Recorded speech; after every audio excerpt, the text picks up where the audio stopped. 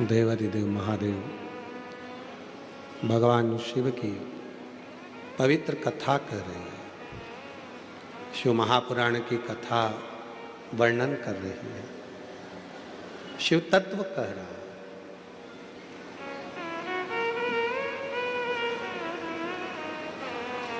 मीनाक्षी देवी के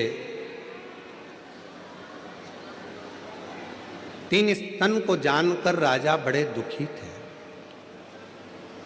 पर संतों ने, ब्राह्मणों ने, साधुओं ने कह दिया था कि जैसे इसको इसके पति का दर्शन होगा, इसका एक स्तन गिर जाएगा, 2 स्तन रह जाएंगे। मीनाक्षी बड़ी वीर थी, प्रबल थी, शिव की आराधना वो बाल्यावस्था से करती थी। और फिर निवेदन है, दुनिया की भाग्य लिखना विधाता का काम है, भाग्य लिखना देवता का काम है, पर भाग्य को पलट देना देवाधिदेव महादेव का काम है, जो भाग्य को पलट देता। एक पत्र आया है, अच्छा है, देखिए, सुंदर पत्र है आपको।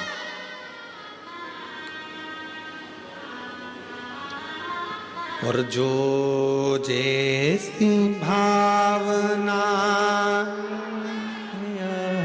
वो वैसा ही फल पाया। देखो, जिसको जो भजन याद है वो हमारे साथ में गुनगुनाया करो। हमने कई सालों से भजन ही नहीं बदला। क्यों? क्योंकि आप लोग गा सकें।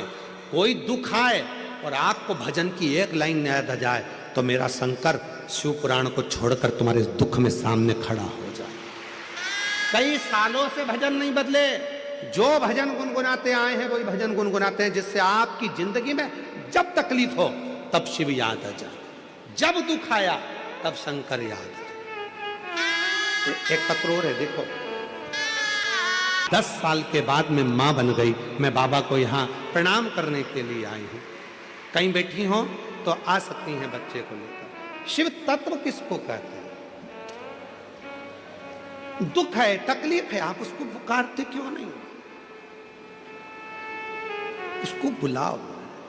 जो जैसी भावना लाया वो वैसा ही फल पाया। नहीं खाली उसे लौटाया, वो मन ही मन हर्षाया। और कर दिया माला माल काशी वाले, लुटा दिया भंडार काशी वाले, लुटा दिया भंडार काशी वाले, कर दिया माला माल काशी वाले। ताकि आप कथा श्रवण कर रहे हैं इस पंडाल में बैठकर, और मेरा विश्वास कहता है कि सरनाइक जी ने बहुत दिव्य दिव्य आयोजन कराए होंगे, पर ऐसी खुशी जो इन माताओं के चेहरे पर है वो कभी नहीं देखी होगी जो आज देखने को मिल रही।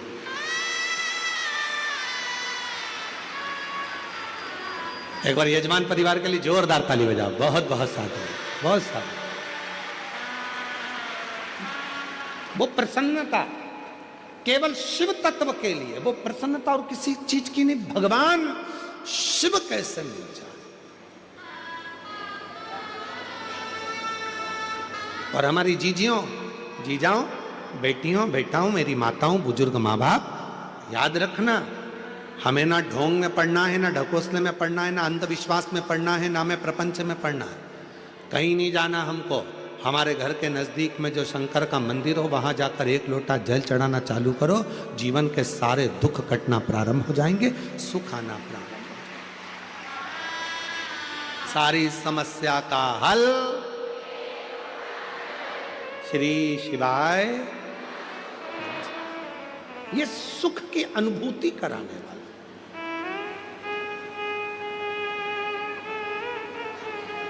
सुख की अनुभूति। एक पत्र में अभी एक पत्र पढ़ रहे थे तो उसमें एक बहन जी ने लिखा, गुरुजी आप हमारे मुंबई में भजन मत गाना। तो उसमें पत्र में नीचे लिखा था क्योंकि आप भजन गाओगे और भजन गाने के चक्कर में सब खड़े होंगे तो हमारी जगह पे दूसरे बैठ जाएंगे, इसलिए आप भजन मत गाना।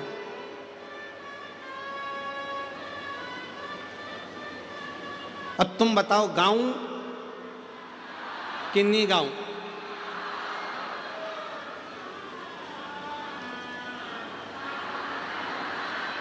गा सकते हैं ना?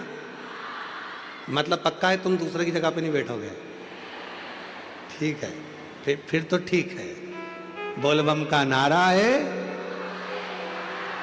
तो ठीक है। शिव शिव है। मलय ध्वज के मन में भाव आ गया, मेरी बेटी का विवाह करना, बेटी का विवाह। बेटी ने विजयता प्राप्त कर ली, जगह जगह जगह जगह इतनी वीर थी। मलय ध्वज की बेटी मीनाक्षी इतनी वीर थी कि वो हर जगह पर विजयता प्राप्त कर कर आती थी। विजयता इतनी।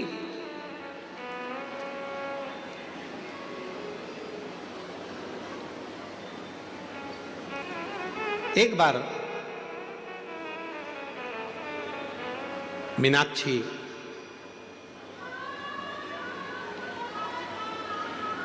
पांड्य देश के राजा मलय ध्वज की बेटी युद्ध करते करते करते करते सारे राज्यों पर विजय प्राप्त करते करते मलय ध्वज की बेटी, राजा मलय ध्वज की बेटी, पांड्य देश के राजा मलय ध्वज की बेटी मीनाक्षी एक बार युद्ध करते करते कैलाश पर पहुंच गए। कैलाश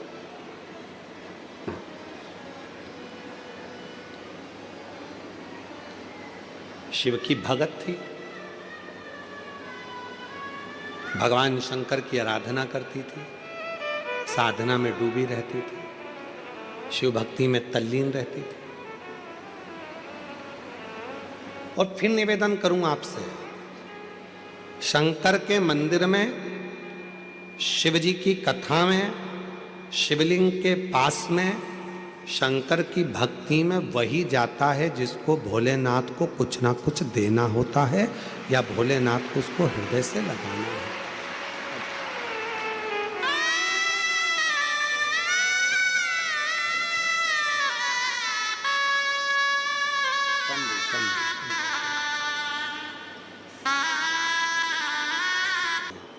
शिव साधते हैं।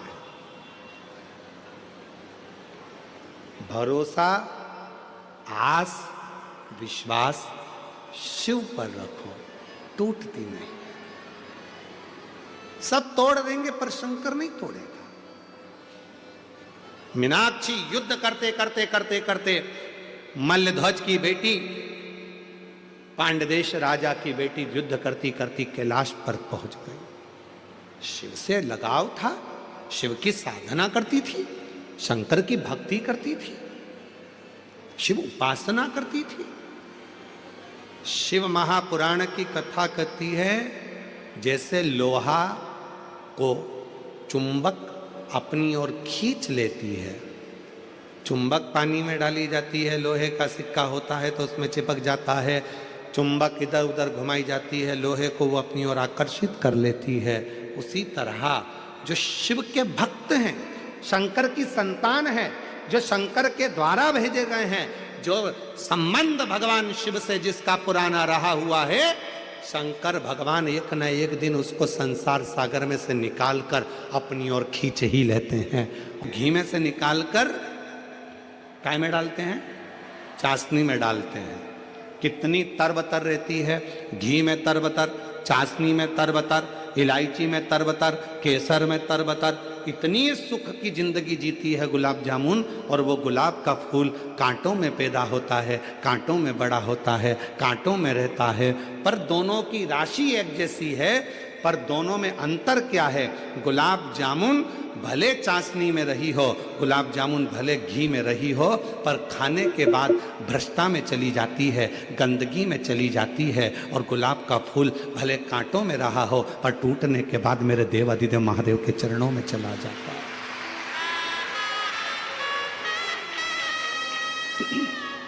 शिव के चरणों में, भगवान शंकर के चरणों में चला जाता है। राशि एक ही है, गुलाब का फूल और गुलाब जामुन की राशि एक ही है, पर याद रखना सुख मिल रहा है वो परमात्मा से दूर है, दुख मिल रहा है परमात्मा के नजदीक है, परमात्मा के नजदीक।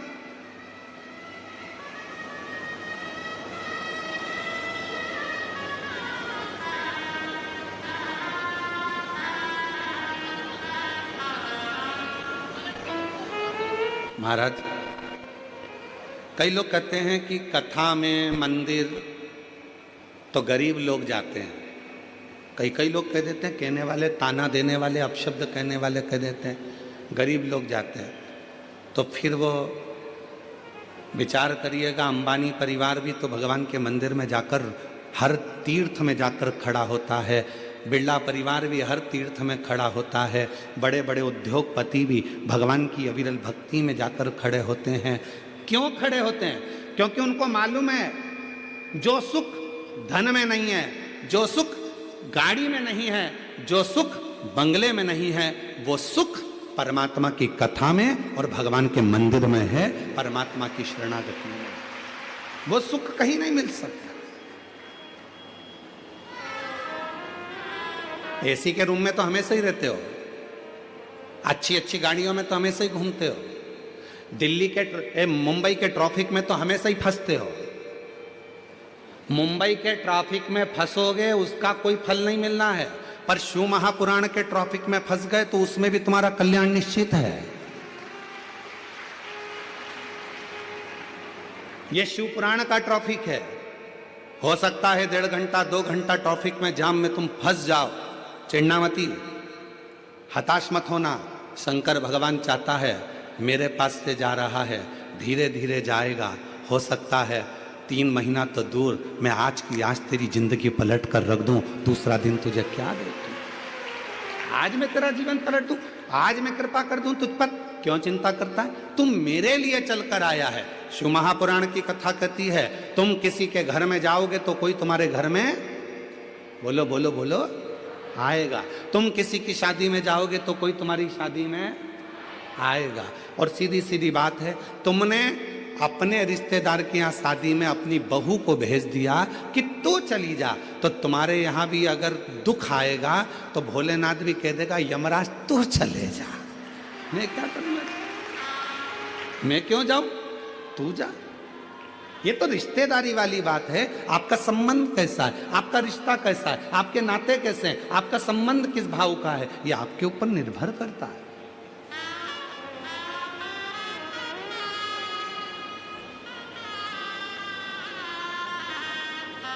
आप उसके आश्रित होकर जिए। सती मैया कह रही है शिवजी से, आप इन संसार के लोगों को तार कैसे देते हो? शंकर भगवान ने कहा, सब दूर से हताश होकर जब वो मेरे पास में आता है तो मेरा हो जाता है, मेरा।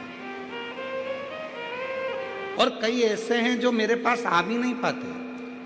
दक्ष प्रजापति के भीतर अभिमत्ता इतनी भर गई थी कि दक्ष प्रजापति ब्रह्मा जी की बात को भी नहीं माने, विष्णु जी की भी बात को नहीं माने। आखिरी में दक्ष प्रजापति ने श्राप दे दिया भगवान भोलेनाथ को कि तुम मेरे दामाद होकर, जमाई होकर तुमने मुझे प्रणाम नहीं करा, मैं तुम्हें श्राप देता हूं कि तुम शमशान में निवास करोगे। कहाँ निवास करोगे? शमशान में। शंकर भगवान सिंहासन से उठ गए, नाचने लगे, बहुत आनंद में अपना डमरू बजाने लगे। तो भगवान विष्णु जी ने पूछा कि तुम्हें तुम्हारे ससुर ने श्राप दिया है शमशान में रहने का और तुम नाच रहे हो? शंकर भगवान बोले, मेरे ससुर जैसा दुनिया में कोई ससुर नहीं होगा। उसने मेरे लिए कितना अच्छा सोचा। उसको मालूम है आने वाले समय में लोग जगह जगह आक्रमण कर लेंगे, अतिक्रमण कर लेंगे, पर एक ही जगह रह जाएगी शमशान, जहां दुनिया का कोई अतिक्रमण नहीं होगा। शिव जी को मुझे आज वो स्थान दिया है जहाँ कोई अतिक्रमण नहीं करता, किसी पर कोई उस पर कब्जा नहीं करता। दुनिया में बंगला बनाओगे तो लोग कब्जा कर लेंगे, मकान बनाओगे तो कब्जा कर लेंगे, फ्लैट बनाओगे तो कब्जा कर लेंगे, दुकान बनाओगे तो कब्जा कर लेंगे, होटला बनाओगे तो कब्जा कर लेंगे, पर शमशान में कोई कब्जा नहीं करता। जिस जगह पर मुर्दा जलता है उतनी जगह कोई कब्जा नहीं करता। सबको मालूम है एक दिन यहीं सज धज के आना है और आखिरी में शिव के हो जाना है, फिर कोई बचता कुछ